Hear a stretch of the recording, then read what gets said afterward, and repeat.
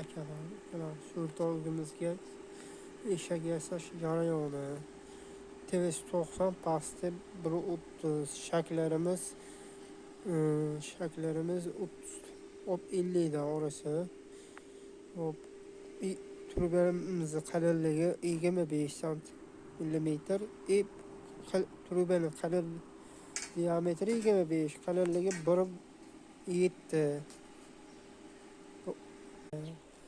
Onu ikkitasini qo'yamiz. Mana ikkita stokni TVSga yarim bitta mashinaga yasab olamiz. Ikkimizni ham mana shu TVSga qo'yib oldik. Demak, eshagimizni yasash jarayonlaridagi 1.65, TVS 1 metr. Narvonimiz bitish jarayonida ikki yoqni shaxtotamiz. TVSga tagiga bolon qo'yamiz. Mana Xudo xohlasa eshagimiz bitib qoldi. Bugun shom bo'lib qoldi. Soat 10 da ish boshladik. Xudo xohlasa ertaga oyog'ini qo'yamiz, TVSini taxta qo'ysak bitta kraskasi qoladi. Eshagimiz bitdi. Eshagimiz ham bitdi. Xudoning rahmati yomg'ir yog'yapti.